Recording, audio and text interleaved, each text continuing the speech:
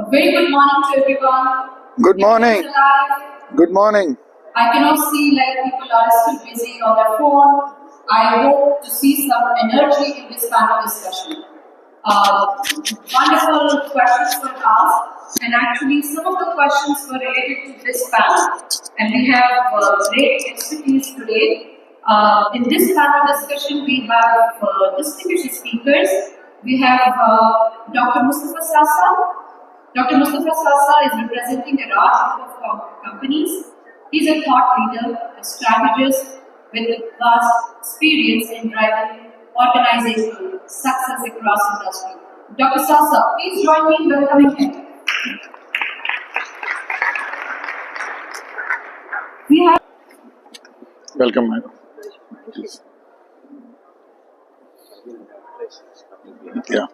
Yeah, sure. okay. Yeah. Everyone can okay? I don't know if you've got a mic on your side. Not sure? I don't know, we'll just take Yeah.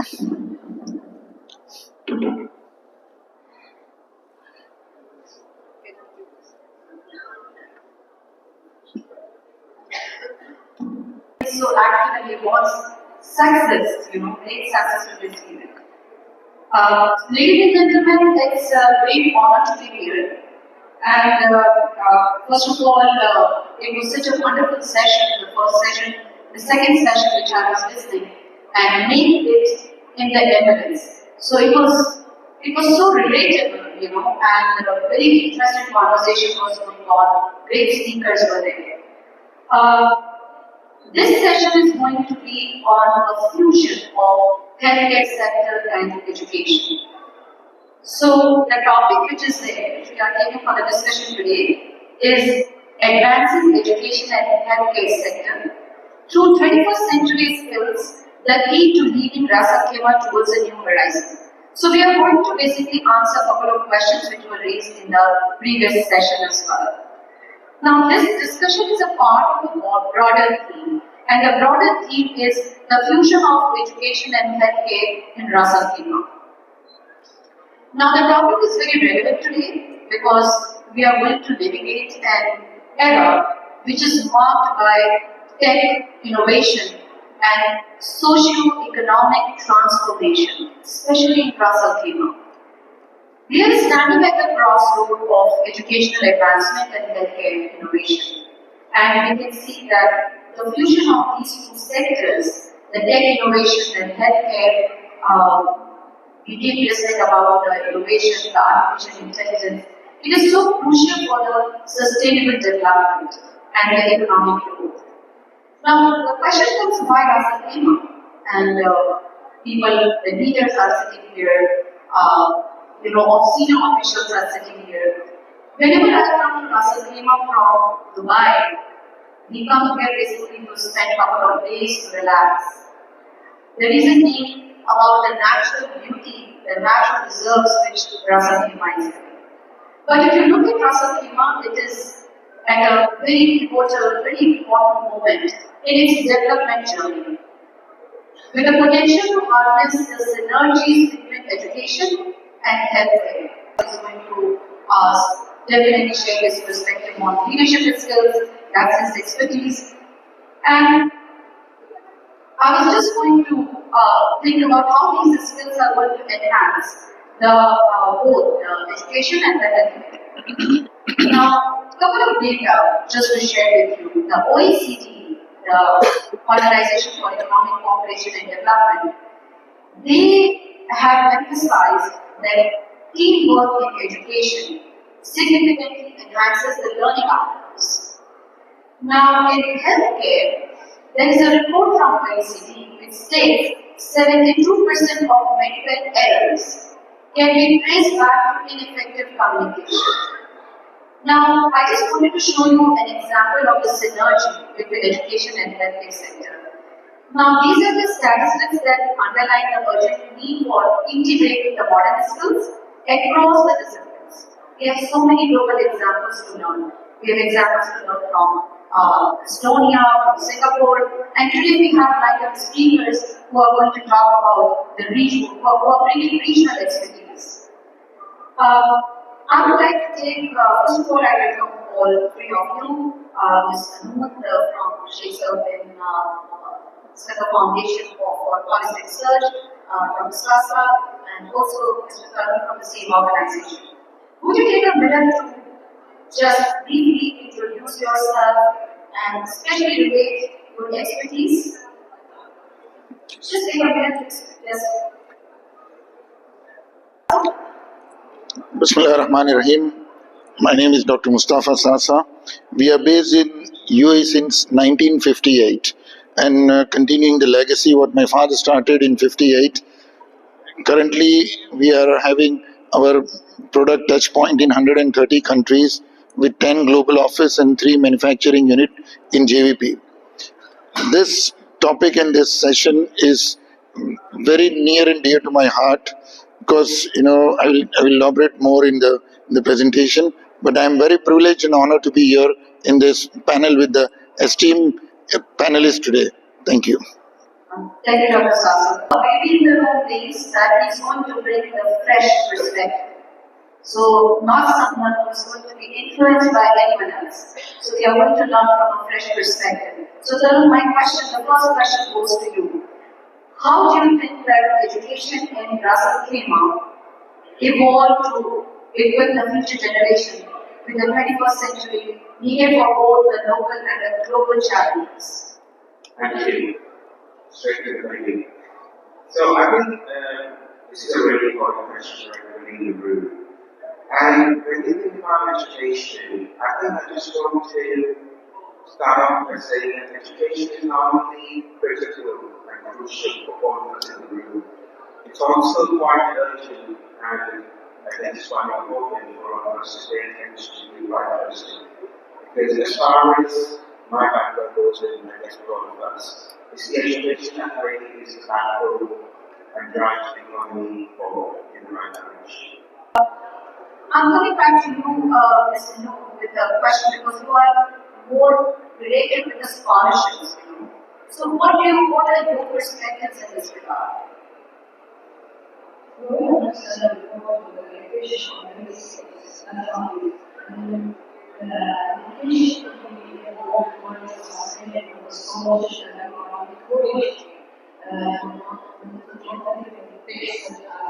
Integrating with technology and service and AR use.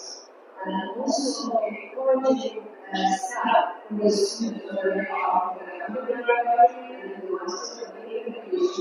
Because we believe that policy on these subjects can help different students in different areas of critical thinking and creativity. And we all understand the importance of that.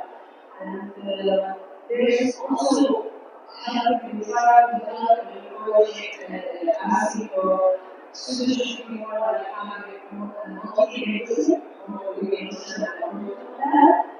And yes, we need to take the local location. Sorry to ask another question, but what kind of scholarship do you provide? What are the basic criteria? Basically, you have different types of scholarship. You have discipline, you have your policies for the scholarship. The discipline are also have a very good relationship with principally universities that they are considering student and also on Nuclear and Pharmacy University. And also, also we have UAE and University of Charlotte and University of Charlotte. And again, those are like necessary courses and trying to build relationships and students and build a relationship and encourage them to know about the rules of this or I don't have another question, but I have one question with for Dr. Saasa, and then I will come back to you. So, Dr. Saasa, you are running a huge empire. The operations in 130 countries. Now, the question comes here that what can be the role of public-private partnership in technology, AI, machine learning, in education? And do you have both of you can share your perspective? So, do you have any plan to probably, start a new university in Ras Al Khaimah, for example, a new school in Ras Al Khaimah? Well, when I talk about Ras Al Khaimah, I become very nostalgic in terms of education because my daughter did her graduation from the London School of Economics in Ras Al Khaimah.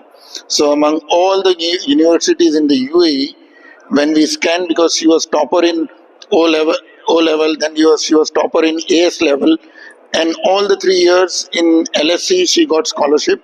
So in terms of education, I'm very look upon very high to Ras Al Khaimah in terms of education.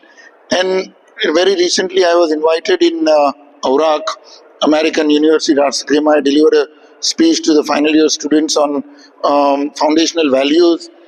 And I went after a very long time, and I was it's such a wonderful conducive environment, because environment plays a very big role in education. Because that's why, if you see some of the best schools in the world have a specific locations, that's why it becomes so special.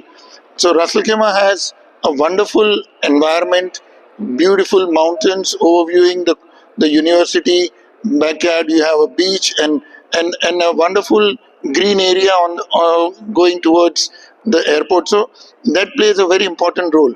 So that was maybe down the road we can plan something on a education system on any level, or maybe a vocational training or something. Second thing, what you asked about, the public-private partnership. In fact, in my when I did my PhD in leadership, in my thesis I did one research and created one model on PPP, which is very common around the world, where public is the government, private is any expert company around the world, and these PPP projects are large infrastructure projects normally, power plant, bridges, roads, such kind of thing, and they are then open for mass benefits, and mostly done in the emerging economies and the third world countries. I created a model which is called PPCP. It's called Public, Private and Community Partnership.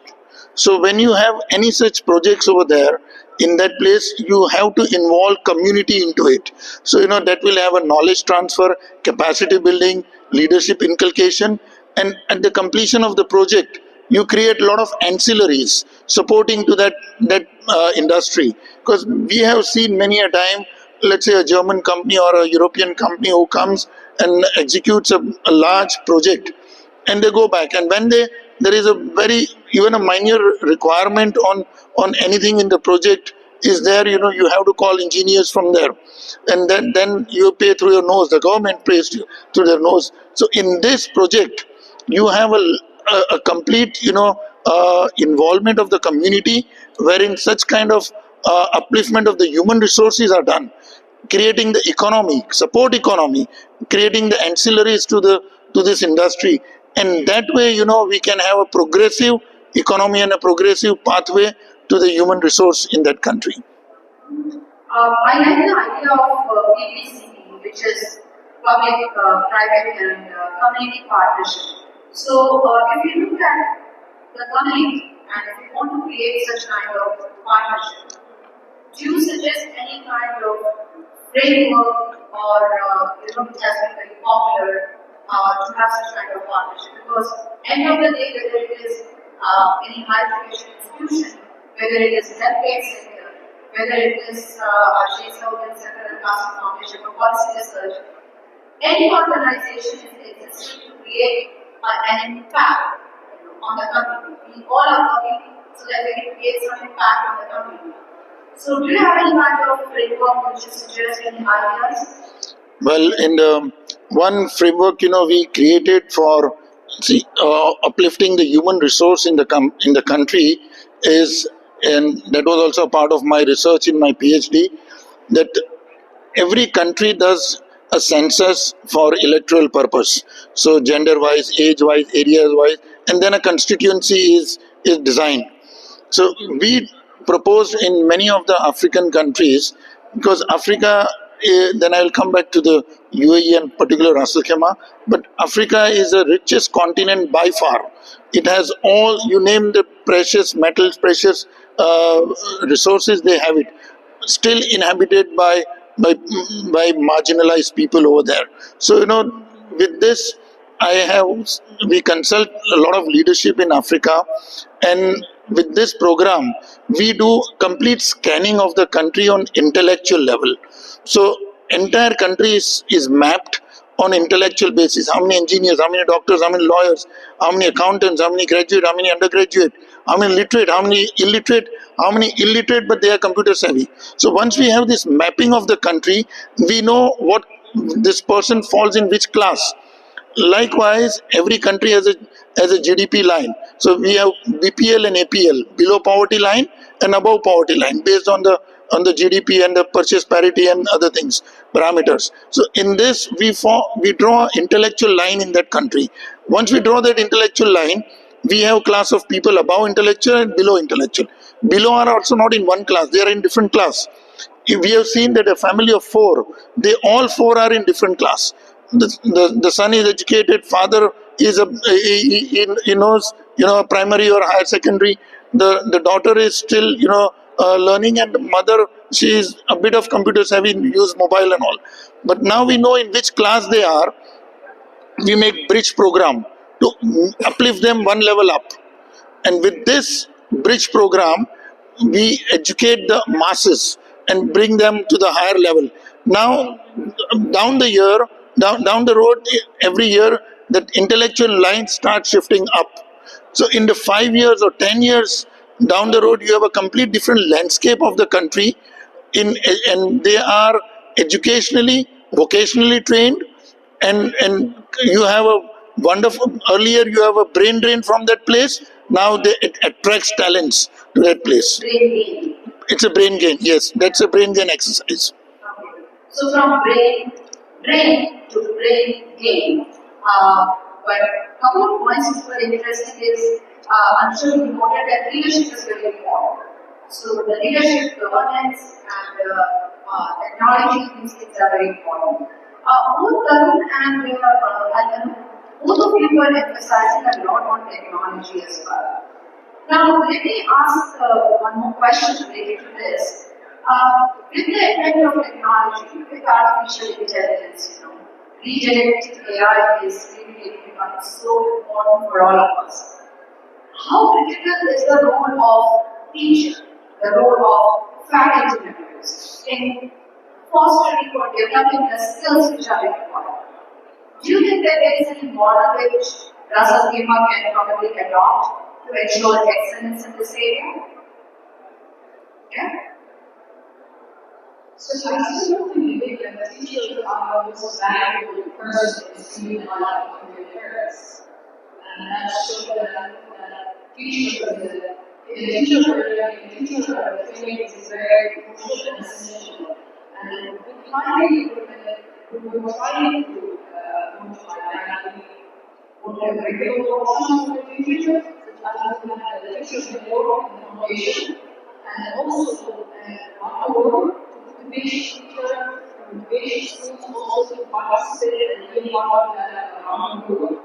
And also we have people who are more with the next generation, fixed one and it's not the teacher. So we have to focus on it, let them workshop, let them make workshop on it, and let them be like cooperation between the education and the private partnership by collaboration with the technology in the economies also. So the one thing about astronomy will make it help us to use Okay, so Tarun, I have a question here. Ms. Panu is more related, her work is more towards providing scholarship to schools. So, and she just said that, the role of teachers is very important as well. Have you ever considered that this foundation should also enhance, research, which is, or fund research, which is in probably healthcare sector and education, integrating some kind of, technology in education, developing employment skills, So have you ever considered to fund research as well? Of course, we do that by actively as well. So the foundation was set up just to give everybody the context. The foundation was set up in 2009. Our focus at that time was really driving the Ras Al Khaimah social and national documentary and non-documentary. Over the years, our priorities changed with changing times, and we then identified our priorities on health and wellness, which is where funding in research, learning development, and of course community development. Now, I think another really important about how crucial impact teachers is, and I think my wife said. I think what I'm saying on that thread is that our education system is nurtured by the teachers. And if anybody has been a teacher, actually not sure, let me just check. Let's have strong minds if you're being a teacher or if you are a teacher. So you probably realize, let's say if you're a trainer in one form or the other, I've done that as well as a program in my great thank you. So let's just put the ball in my basket, whatever role you might have at that time. You're not just playing that role as a teacher or a learning specialist or a trainer or a professor or whatever that might be. So you then learn different hats all at the same time. So you're not just a teacher or a trainer or a parent or a father. Can I say something very important? So, being a faculty member for so long, I completed my PhD in 1992. And I was teaching before that. And being in this profession for so long, I never say teacher or faculty member. I say we are the movers and shakers of the world. So those teachers who are present here, they should be proud of themselves. Absolutely. All the faculty members or anyone who are sitting here, if they are interested, feel free to join me as well. So it's a kind of commitment now, right? So thank you very much. Now, from education and skill development, another theme which is very important is about integrating the healthcare. Now, again, my question is to you, Ms. Adamu. How can the healthcare sector in Ras Al Khaimah benefit from incorporating such critical skills, as you mentioned, a couple of them, especially in the areas which are becoming so popular, like telemedicine, like patient-centered care, and any other data analytics?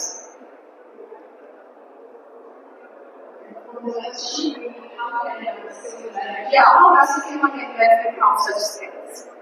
Is actually important. More than the ways the students, the partners, the more we approach these skills, the more we gain from benefit. Whether it's the social benefits, the environment, which is the goal benefits. Would you like to comment on it? Yes, see the healthcare industry has evolved drastically after the COVID. Pre-COVID, the norms were different, and post-COVID, there's a lot of other new avenues, and especially the AI application in the healthcare has come. Remote operations, we never heard earlier, now it is happening. In the remote places, the medicines are delivered by the drones. So, that is possible after the evolution of exploring. The necessity is mother of invention, and when we found that we are restricted to one area and cannot go, so drone will do the telemedicine. Of course, telemedicine was still in fashion earlier, but post COVID, the certain AI avenues have opened up, which has accelerated the quality of healthcare, and also the convenience to the patient has come up because of the AI, because of the technology enhancement in the healthcare. my mother undergone knee replacement operation in 1997. That time it was still it was the beginning of that era, and one of the very famous doctor, Vikram Shah, who visits Ras Al Khaimah hospital once in a month to do this operation. He did it in Ahmedabad, and he had recently studied. Now this knee replacement operations are done by robots, so it's a robotic or complete operation, and only it's overviewed and seen by the surgeon. So this kind of enhancement and minimizing the error of human intervention can also be achieved by this technology and AI embedded in healthcare. So such kind of over every evolving in this industry will help and benefit the patients. Now, one more thing, I would like to say that technology and enhance and healthcare. Technology is such a enabler which has helped in every industry, and healthcare is one of that, because we always say that every best thing in the world has a further scope of improvement. So we don't stop there. So that's why iPhone, when it was introduced, it was a good phone, but now we have 16, and it will keep coming. So with this technology enhancement, the convenience comes into the place, and healthcare is one of the major sector which has benefited. So I agree with your point that some of these digital skills, skills which are related to, for example, telemedicine, or robotic surgery. It's critical, but don't you think that there is a kind of this we lead to an over reliance on technology might be a challenge as well? Well, as my colleague Mr. Tarun mentioned, it's not AI versus humans, it's AI with humans. And one terminology in Silicon Valley is it's not AI. Now they say HAI. It's a human embedded with artificial intelligence. It's not only with, it's embedded with artificial intelligence. So the human element can never be eliminated. However, the technology becomes fast. However, we reach to the Mars or even further in the space, still God takes good 9 months to deliver a baby. So that human element and that time can never be eliminated or minus from this. Yeah, so I completely agree that human intervention is still required. Even if we use machine learning, even if we use data analytics, even if we use data analytics for very informed decision making, still we need human element, human intervention to integrate that in the process. So I completely agree. Third, if we want to bridge the gap, right? So still we can see that robotic surgery is coming up, but are the students prepared for that? Do they have that necessary skills, which requires a collaboration? So, do you see this, any kind of challenges in such kind of collaboration? Of course, it is everything. But it's not that students need to learn to cooperate with the AI system. We accept that this is. But we cannot say that this is not a big our it's AI and you. So the thing that we are trying to encourage in university teach the students that they need to be involved with AI. They need to be aware of the future of medicine and healthcare system. That's what we're really trying to encourage. And collaboration with people, companies to actually increase the level of knowledge and awareness of the AI on the university students. Okay, so Dr. Saasa, what are the most promising areas, I can say, where education and healthcare can converge, to create impactful solution for community? Because you said PPCP, so I still remember that. Well, education and healthcare, one of the classic example of education and healthcare was the fastest development of vaccine during the COVID. Because normally the vaccine takes around 8 to 10 years, 10 years, and a lot of samples and a lot of testings and have been done. But because of the educational support, and it was an imperative of time in that era, that the fastest vaccine was been created and the entire world was saved. And we all are lucky people sitting over here who have surpassed this pandemic of the century. And when I say century, God, willing, no other comes during the next 25 years, 75 years. So, we are all lucky and are all vaccinated. So this education and healthcare benefit was evidently proved during this era. Now, research in the medicines it's an ever-ending story because the genetics engineering is such complex. In fact, I was discussing with one biotech engineer, and we say that the cell will multiply on its own. So one cell will multiply to 2, 2 to 10, and that's how the process goes on. But see how the Almighty God's power works. If that was the process, then the life begins with one cell and it multiplies, right? So it would have given a lump of a cell when it gives a birth. But at what time, who instructs that this cell has to become eyes, this cell has to become ears, this cell has to become veins and blood and all the organs of the body? Because that research is still on. No scientist in the world has been able to find and prove that at what point and who gives this command for the cell to become the different organs of the body.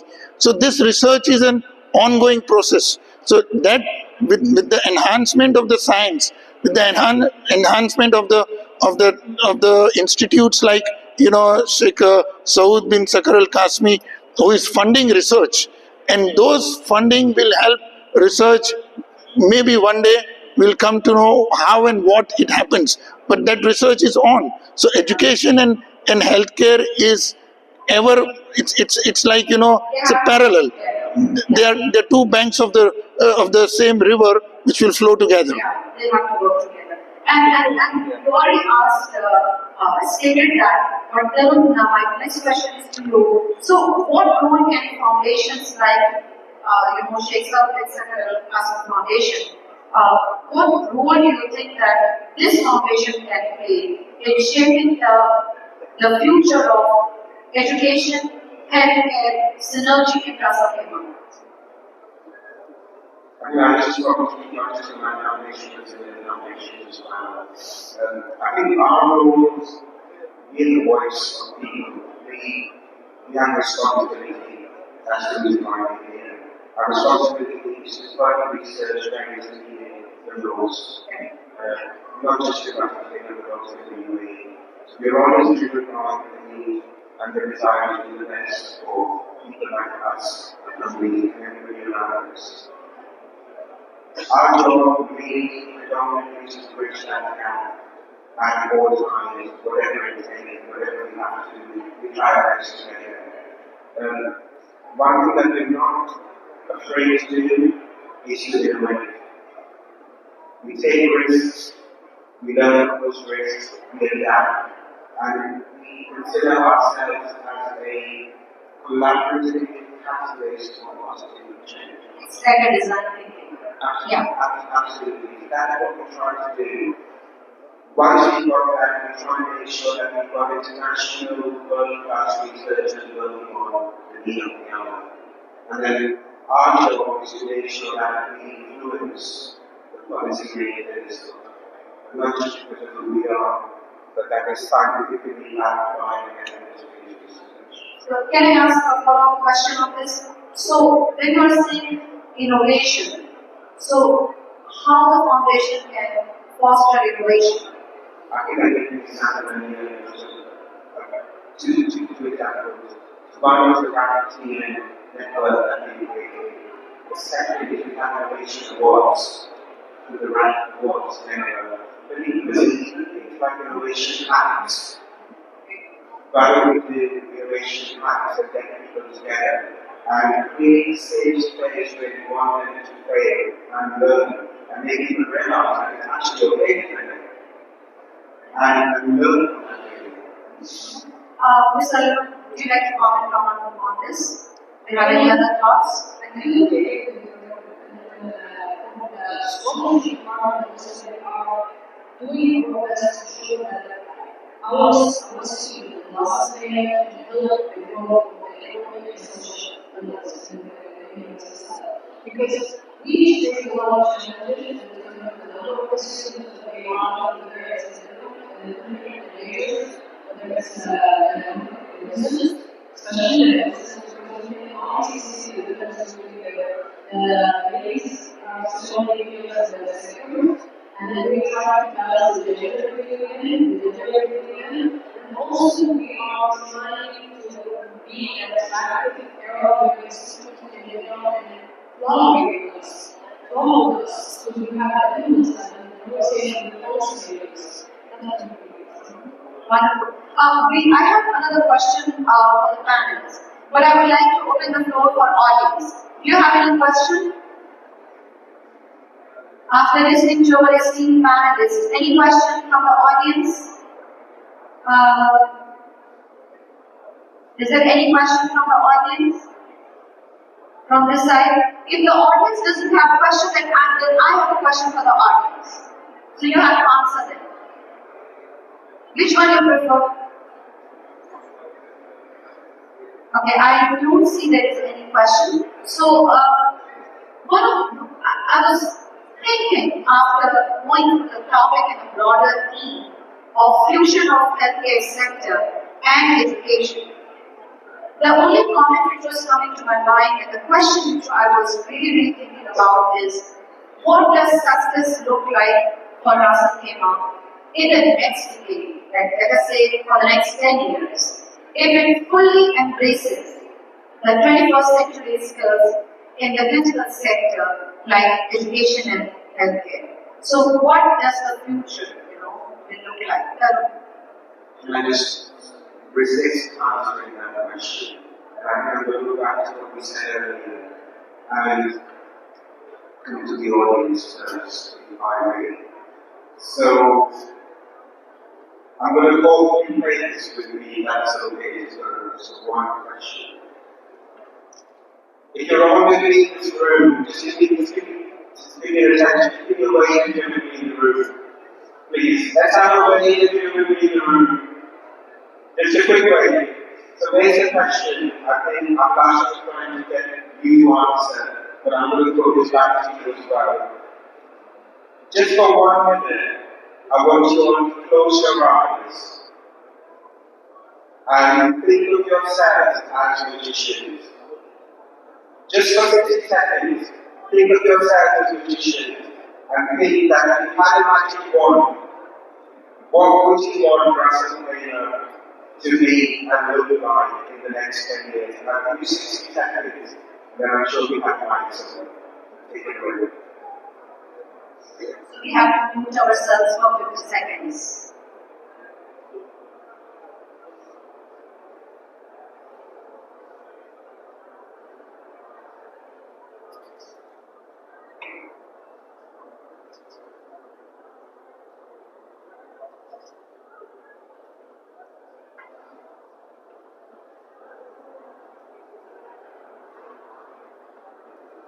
So I don't want the audience or any member of the audience to speak.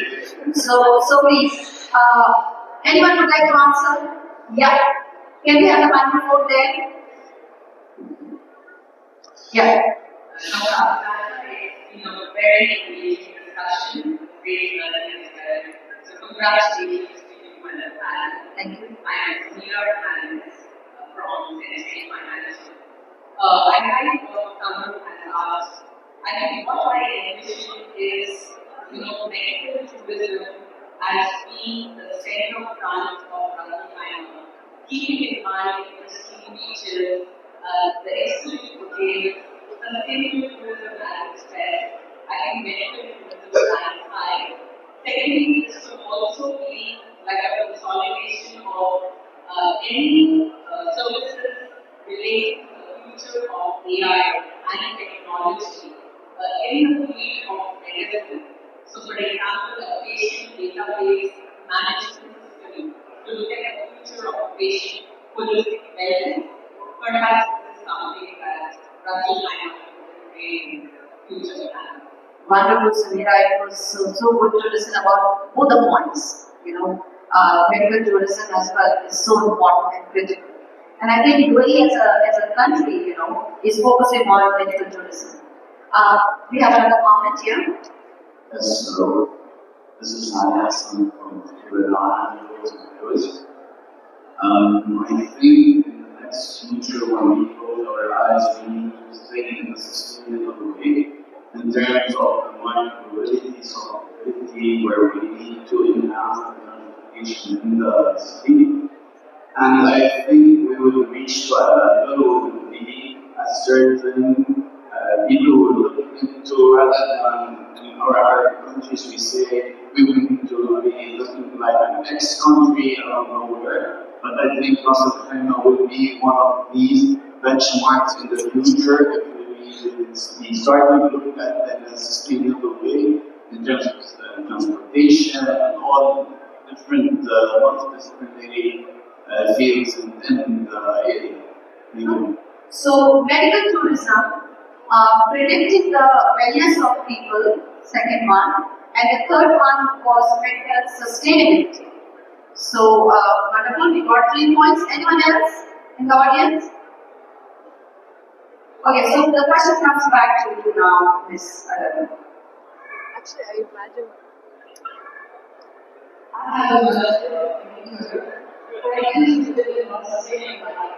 I have saved Australia.